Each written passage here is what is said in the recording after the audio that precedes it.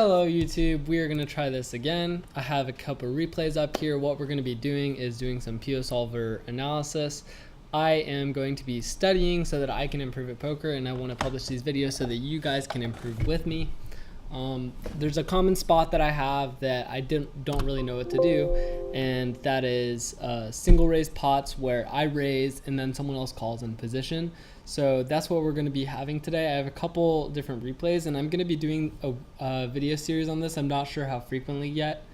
For today, I'm only doing two different scenarios. They're both ace high flops where I'm a single raise pot out of position. And we're going to see what PO Solver has to say about the spots and see what we can learn from that today. So the first hand that I have here is I'm playing ace queen and it's playing 50 cent $1, and I raise, and then I have a caller on the button, and then I flop, comes that. And generally speaking, I go along with the idea that you want to be betting your good hands and betting your draws. So my go-to strat was to bet. He calls, the turn is a 5. I still think I have a really strong hand, so I bet again. He calls, river comes a 10. It's a little bit scary because he could have a flush draw that got there. He could have something like ace 10, 9, 10. He could have a strong hand, so I check, and then he checks back, and we take down the pot. Now, I want to see if PO Solver would have done the same thing. So I come over here. I have my pre-flop conditions. The way this software works is you give it initial conditions of pre-flop. So you tell it everything that happens pre-flop, and then it creates a GTO solution or a Nash equilibrium solution based off of what you told it. So I gave it this original raising range right here for, this is I think middle position. So I told it this is like a pretty standard middle position raise or cutoff raise range. And then, oh, this is the wrong one actually. Hold on. This is the right one over here. So in this one, I gave it this is like a standard middle position raise range. And then this is a good in position call range. If anything, it's a little bit tight, but I think this is good to look at because I'd rather give the software false assumptions that my opponents are playing tighter rather than looser, and we'll see what it says to do. So go to the browser, we have ace 10 8. Oh wait, that's not this hand. Hold on. Okay. All right, let's just do that again. So this is the ace queen on ace 9 7.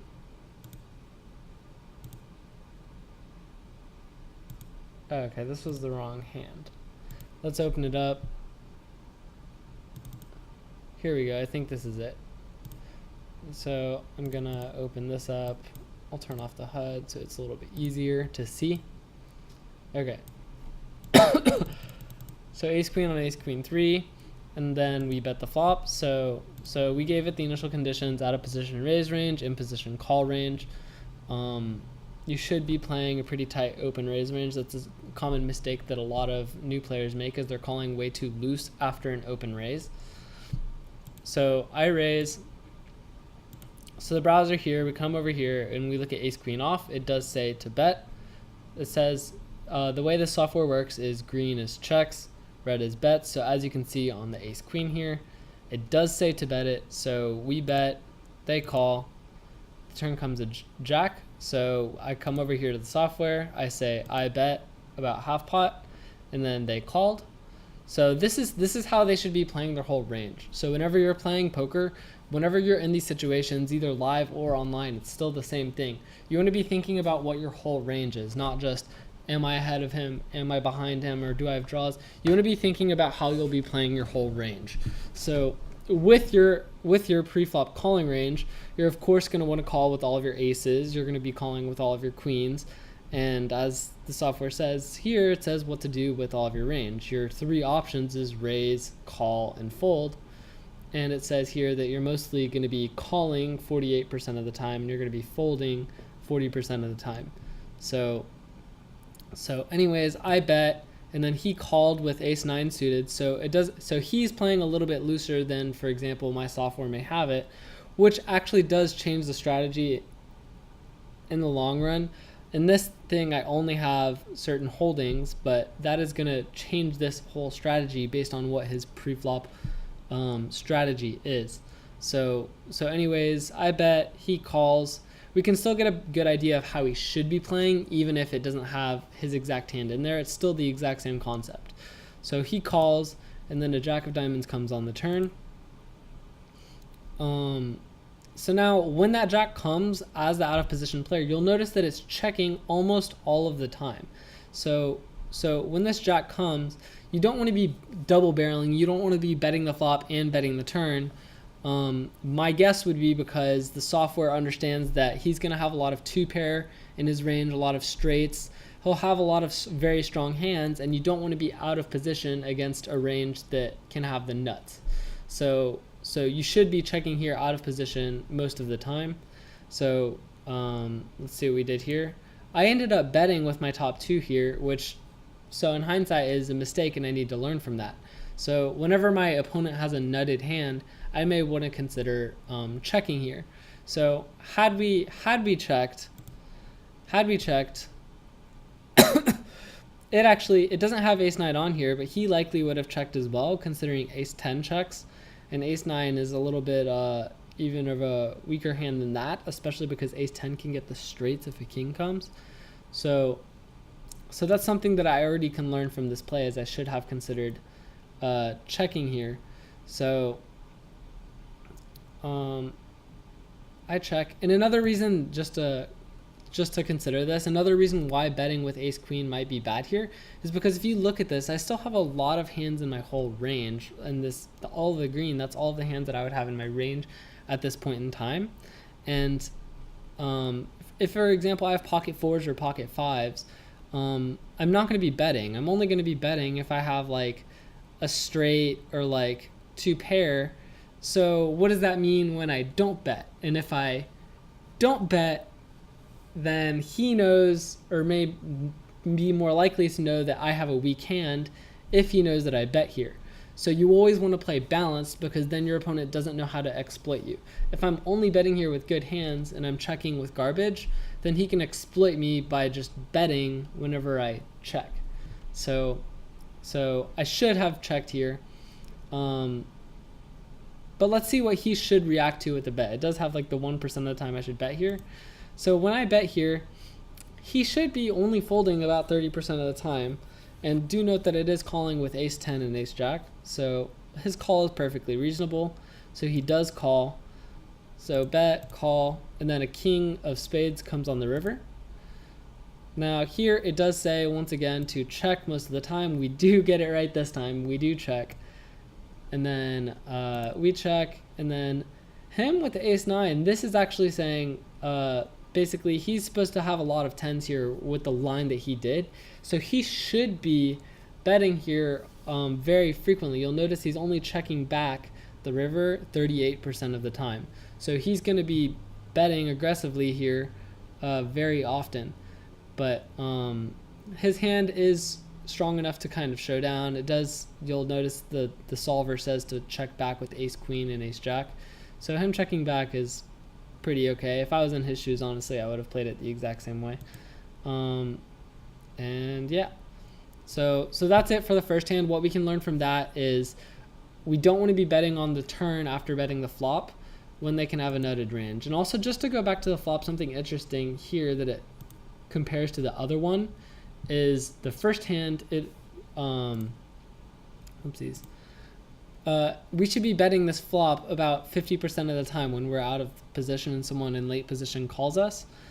It looks like it's betting with a lot of low pairs to deny equity of other people's hands. If they, for example, had like 9-10 suited, or if they had like 9-10 suited, 8-7 suited, or even something like king 9 suited, king 10 suited, king 8 suited. When we bet with these low pocket pairs, we can get a lot of equity to fold against us. So that's probably why it's betting with the low pocket pairs. You'll notice it's betting with all of the aces, the big aces. It's checking most of the time with the medium-sized aces, and then betting with two pair. And yeah, so its bluffs that it's bluffing with here is king jack off, so it's bluffing with king jack, it's bluffing with king 10, king 9, and king 8. It's not bluffing with a lot of these suited connectors, which I feel like a lot of people may make the mistake of doing, is just betting here over aggressively, especially like in live poker. You'll see a lot of people raise pre-flop and then just bet again on the flop without thinking much, and you don't necessarily want to do that. You want to know what your range is at every point in time so that you can play a balanced strategy. Okay, so on to the second hand now. I'm going to just minimize these. The second hand here is going to be, let me just rewind it. All right, we raise in middle position, and then the cutoff calls with king 7 suited.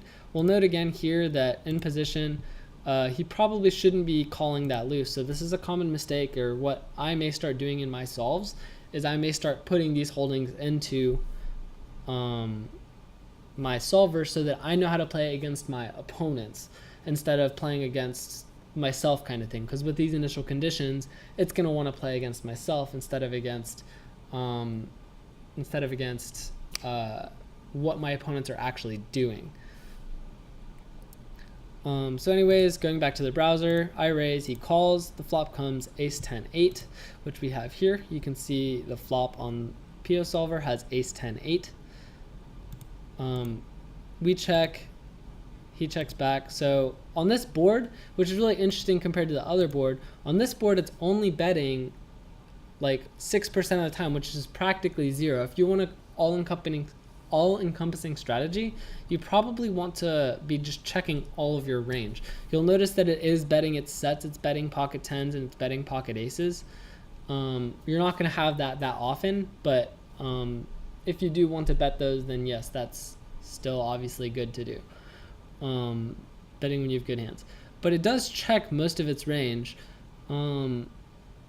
And I don't really know why that is compared to the other one where it's betting a lot of the time. I guess the queen hits our raise range a lot better than the 10 does. Because when we're raising, because look at our preflop charts, we're just raising a lot more queens than we are 10s. So that's my best guess of why. That's my best guess of why in both scenarios we're raising a lot more queens than we are 10s. So the fact that he called means he's slightly less likely to have a queen, but more likely to have a 10, which is why we have to play a little bit more passive on this board. So I'll minimize that again. So anyways, we do what the solver says, and don't get me wrong, I am not a solver. This is just me playing in live action, and I try to practice in a way so that I know how I can be balanced. So I try my best to visualize, for example, what a solver would do. And then on the later streets, I try to make exploitations based on my opponent's tendencies so that I can win the most or lose the least while I'm actually playing.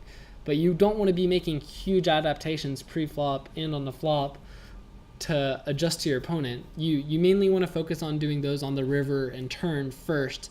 And then if they're somewhere super exploitable, then you want to adapt your flop strategy. So in a scenario like this, I should be checking most of the time, which I did, and then he checked back. So I checked.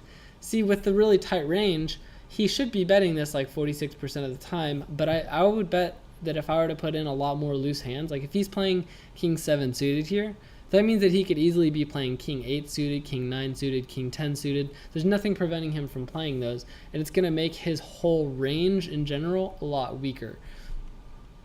So, yeah. Or if, honestly, when you look at the software, it also has the expected value of your range versus their range.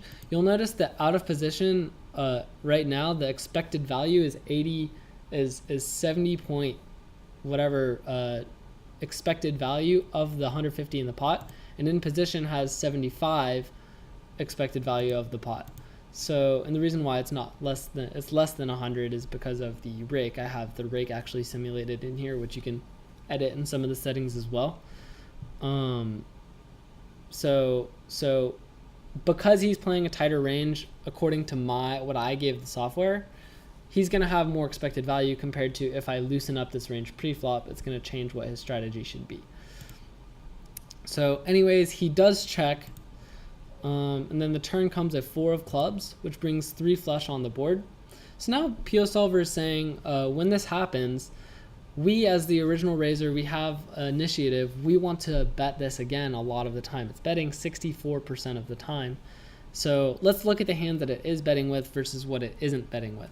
So it's interesting that it didn't bet, even though we have all of these aces on the flop, which is top pair, these suited aces as well as these Broadway offsuit aces, it's not betting any of these either. So it's just something that's interesting to note that it didn't bet top pair. My assumption is just because it's playing out of position, and the opponent is probably more likely to have a lot more tens than we are. In fact, if you look here, it's as a percentage of his whole range, he'll have a 10 a lot of the time, if that makes sense. Like he has 4 combinations, 8 combinations, plus 6, so that'll be 8 plus 6 is 14. He has 14 combinations out of a total of whatever this is. There's 6 combos of all the pairs, and then 4 of all the suited cards. So he's going to have a 10 a large percentage of the time that he's in this scenario. So when the 4 comes, that means he didn't bet. So according to the software, this software is saying that in his shoes, he should be betting with the 10 like half the time. He should be betting with the set almost always. In fact, he should be betting king, queen, and king, jack as well with the straight draws, especially if it has the flush draw as well. You'll notice all of these flush draws, it's playing relatively aggressive. Okay, so when the flop goes check, check, we should be betting this turn over half the time. We should be betting it with our pocket aces. We don't want to be betting with our, it looks like it's not really betting with kings, queens. It's not really betting with those pocket pairs. So there's a lot of time, I see this all the time in live poker, where the regs, like the older regs that aren't necessarily the best players, they'll bet with like pocket kings or pocket queens thinking it's a good pre-flop hand, but that doesn't mean that it's good post-flop. Just because a hand is good pre-flop doesn't mean it's good post-flop as well. So yeah, it does look like it's betting with the big aces. It bets with 2 pair. It's betting with all the 2 pairs, ace 10, ace 10. It's betting 10-8. It looks like it's betting 10-8 suited most of the time. It's betting all of these like small straight draws, 5-4. So it's betting all these suited connectors. It's betting all the suited connectors. It's mainly betting everything except like pocket nines, pocket kings, pocket queens, all of those pairs that are one smaller than something on the board. Because if you were to bet with something like pocket nines, they're likely to just call you if they have a 10. Or if you bet with pocket kings, they're likely to call you if they have an ace. So you're not really getting value, and they're just going to call you with better. So there's not much need to bet with those hands, especially because you can play them passively and consider calling with them yourself. That way, when you check, sometimes you'll still have decently strong hands. So it bets. So it bets most of the time, and then this is where it's going to have the villain. So let's see what we did here in the actual hand. In the actual hand here, we do have middle pair. I just checked. I didn't bet. So we'll see what it does here. The solver does say with 10-9 suited, I am supposed to be betting here with 9-10 suited, which is really surprising to me because, like I said, I kind of want to check with a lot of my medium strength hands so that I can go to showdown with a decently strong hand. And it always sucks to play out of position. And if I get raised, I don't really know how to react to that. So let's actually take a look and see what PO Solver would do if we did that. So if we had bet with the 9-10 suited, he is going to be raising here some of the time. Not that often, but especially like your opponents aren't solvers. When you bet here, they will be raising probably, I'd guess, more than 7% of the time, even though the solver says they're only supposed to raise 7% of the time. So if they did raise, notice that 10-9 suited, especially with diamonds, it actually is going to end up just folding that here. And it really sucks to like bet fold because you could have just called, and then you could have seen more streets, or just kept the pot smaller in general when you don't have a super strong hand. So anyways, we go check, and then he bets. So check, and then he bets about 2/3 pot, which is the 105 here. So he bets, and then with the 9-10 suited, it actually says to fold here. I guess the logic is because we're gonna be checking so many of the times, like checking the flop and checking the turn with an ace a lot of the time, like ace 7, ace 6, ace 5, ace 3, ace deuce suited, and we have just so many aces in our range that it's okay to check, and it's okay to fold these middle pairs because we'll have stronger, better pairs. So anyways, I do call, which is something that, like, in hindsight now I couldn't consider. I should have either bet the turn with this hand, or I should have just checked, and then if I'm going to check call, I should have check called with the weak aces, the weak suited aces, because those are just better hands to call with, and I'm going to have a lot of combinations of those. Same thing with pocket kings, and it does look like it's folding, or pocket queens if it has a club, or pocket jacks if it has a club, because there's obviously the 3 clubs on the board. Yeah. Okay.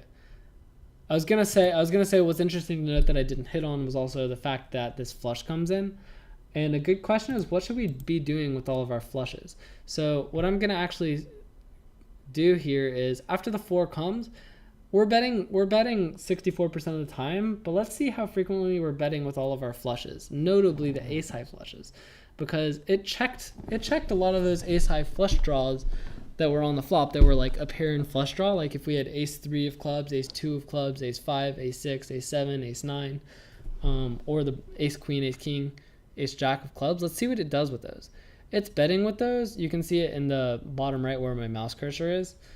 It's betting with all of those clubs a lot of the time, like 90%. You'll see there it's 94% of the time, 98% of the time, 80% of the time with ace 7, 75%. That's still most of the time. It's betting most of the time with these nut flushes. So when we check here, we're not going to have those nut flushes, but we do want to have some kind of flushes. So that's why you'll notice that the software is checking some of the time with those flushes. See, it did check with the 6-5 of clubs sometimes. It's still good to bet, but it's actually checking with the 7-6 of clubs more than the 7-6 of the other suits, which is interesting. Let's see what other flush draws we have here. So it checked most of the time with, it looks like it's checking a lot of these weak flushes on the turn. It's checking a lot of the weak flushes, and then the strong flushes, it looks like it's betting. Okay. So check, and then, it was check, he bet, and then we called. And then in the actual hand here, the ace of clubs came, which is really interesting, because we would have been betting all of our hits. When we call on the turn, we're going to be calling with a lot of our like middle or weaker flushes, as well as those pairs that have a flush in them. So now that we call with the 10-9 suited here, we're going to check. He was the last aggressor, and a lot of times you don't want to do what's called a donk bet, where you call them and then bet out of turn. If they're the aggressor, oftentimes you want to let the aggressor stay aggressive, because it's harder to balance your whole range if you're betting out. If they bet and you call, you're like saying, all right, my hand's good enough to call you. But then when you donk bet, it's either you saying you have a really strong hand or you have absolute shit. And it's just hard to be a human and balance that. So you don't want to be doing what's called donk betting that often. In fact, in my simulations, I actually have it turned off. But in the future simulations, or if I get a better computer, I am going to toss those in there, because I want to see the whole overarching strategy. Because also a thing to note about PO Solver is it's just a simulation. It's not the actual game itself.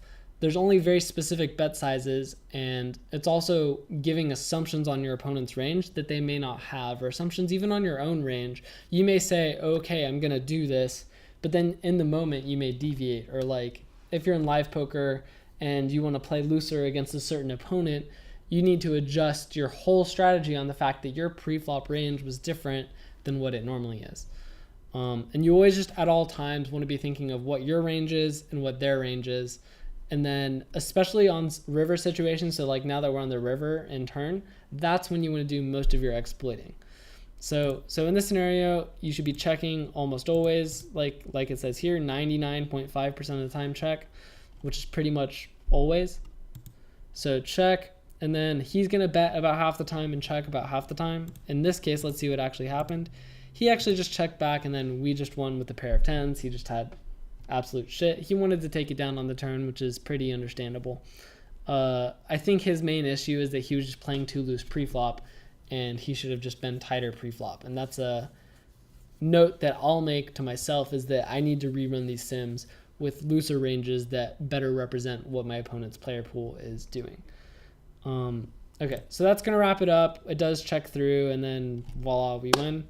Had he bet, I'm guessing that had he bet on the river here, I'm guessing that the software would tell us to fold our 10-9 because we're going to have so many aces and we would have hit 3 of a kind. We're also going to have so many flushes just with our one club type hands. So I think it'll have us fold. Let's see. We'll even pick the smaller bet size. So it bets, and then you can see with the 10-9, it actually raises here, but it practically never even has the 10-9. Yeah, it actually raises, but you're practically never going to have the 10-9 in the spot anyways, because you should have bet them on the turn, or folded when they bet. You either you should have bet them on the turn with the 10-9, or you should have just folded when you check the turn and they bet. Okay, so this will wrap it up. Hopefully you learned something about playing ace-high flops in single raised pots where you raise and then someone else calls in position. A mistake that I see a lot of people do is playing too loose with their calls. They're not calling this tight. In this one, I had him calling a little bit looser, but I see that's a common mistake, is that when someone raises, especially for you live folks out there, when someone raises, you don't want to call their raise nearly as loose as like 95 or more % of players do. You need a really strong hand to compete, because it costs you nothing to fold. If you fold, you literally are winning 0 big blinds per 100, whereas when you call, you're basically saying that you think you're going positive big blinds per 100 when you call. You think that your expected value is positive when you call, when in reality, I think a lot of the time it's not. Even if you win some hands in a small sample, especially live, you may not notice that you're losing money over time, but by calling, you're losing money on average. So you want to avoid doing that unless you have like these types of hands, like ace-10 suited, king-10 suited, king, suited jacks or higher. All right, so that's gonna wrap it up.